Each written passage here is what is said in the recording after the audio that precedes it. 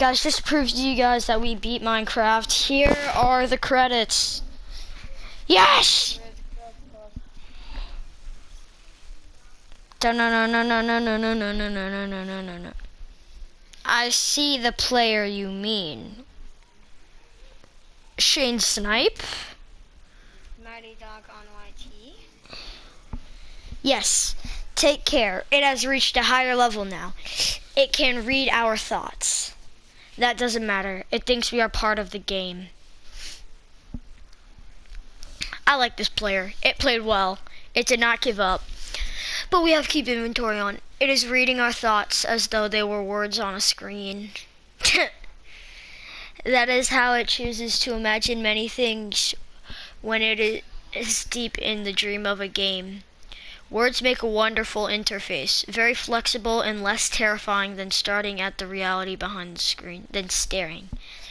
They used to hear voices before the players could read, back in the days when those who did not play called the players witches and warlocks, and the players dreamed they flew through the air on sticks powered by demons. What did this player dream? This player dreamed of sunlight and trees, of fire and water. It dreamed, it created, and it dreamed, it destroyed. It dreamed and hunted. It hunted. It was hunted.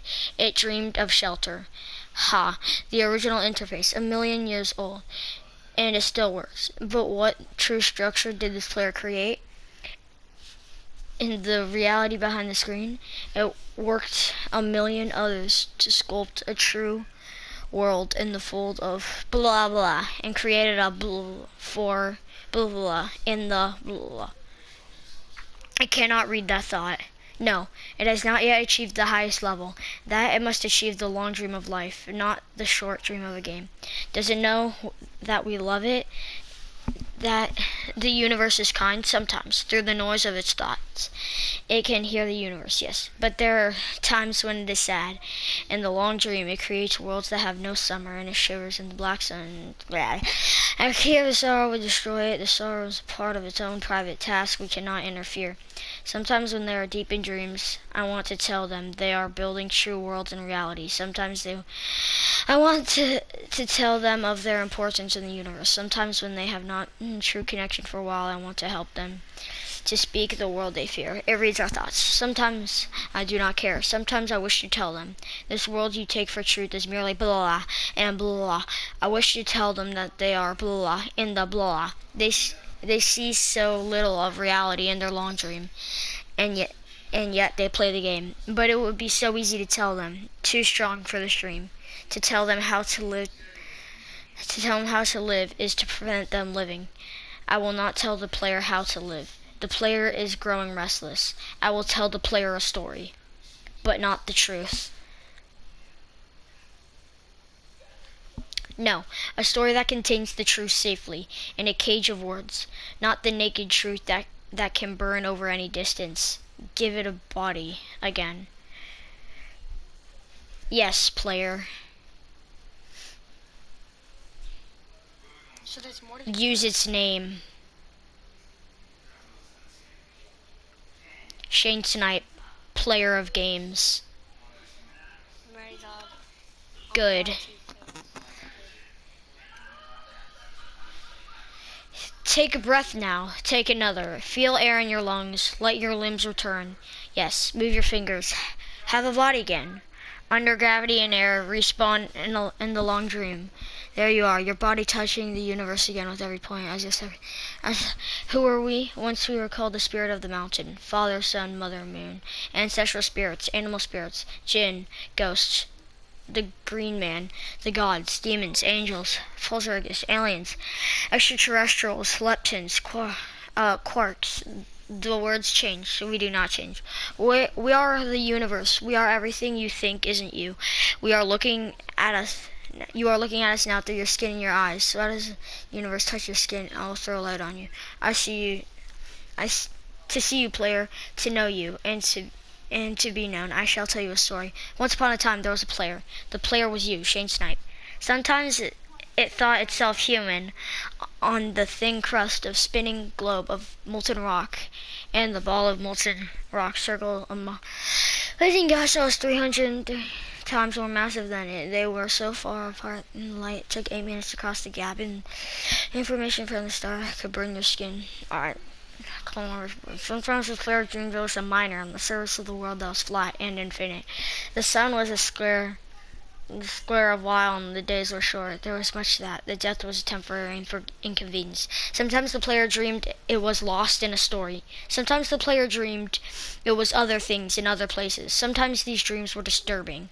Sometimes very beautiful indeed. Sometimes the player woke up from one dream into another, and they woke from that to the third. Sometimes the player dreamed it watched the words on a screen. Let's go back. The atoms of a player were scattered in the grass, on the rivers, in the air, and in the ground. A woman gathered the atoms. She drank and ate and inhaled. The woman assembled the player in her body. And the player awoke from the warm, dark world of its mother's body into a long dream. And the player was a new story ever told before, written in letters of DNA. And the player was a new program, never to run before.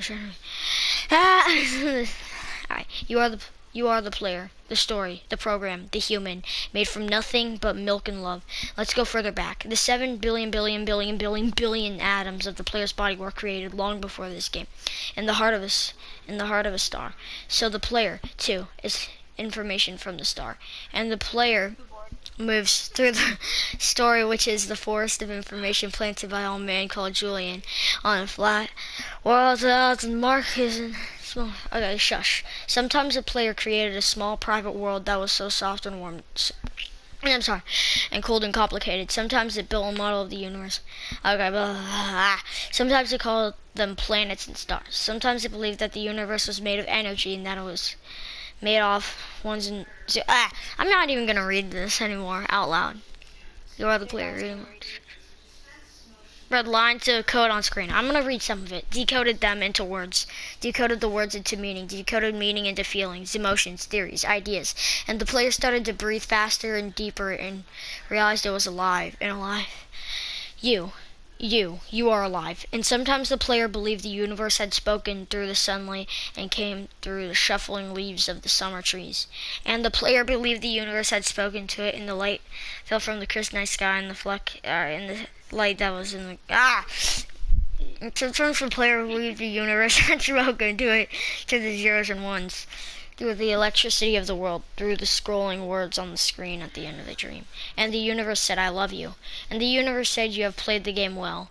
And then the universe said, everything you need is within you. And the universe said, you are stronger than you know. And the universe said, you are the daylight. And the universe said, you are the night. And the universe said, the darkness you fight is within you. And the universe said, the light you seek is within you. And the universe said, you are not alone. And the universe said, you are not separate from every other thing. And the universe says, you are the universe, tasting itself, talking to itself, reading its own code. And the universe said, I love you because you are love. And the game was not over, and the player woke up from its dream, and the player began a new dream. And this player dreamed again, dreamed better. And the player was in the universe, the player was love. You are the player. Wake up. Alright, this is where we come back.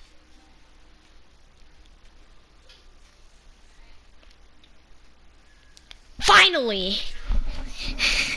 Gosh, the end credits are so long, and I read like 90% of them. That was all a dream. Yeah, you didn't know that. Original creator of Minecraft is Notch, I think.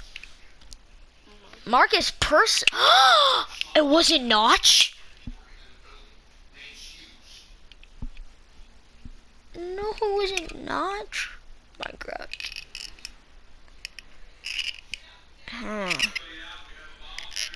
Head of Minecraft.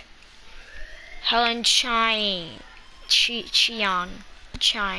Isn't Chang, but like Chief Executive Officer Jonas Martinson. Chief Brand Officer Lydia Winters. Chief Content Officer Vu Bui. Ow, ow, ow.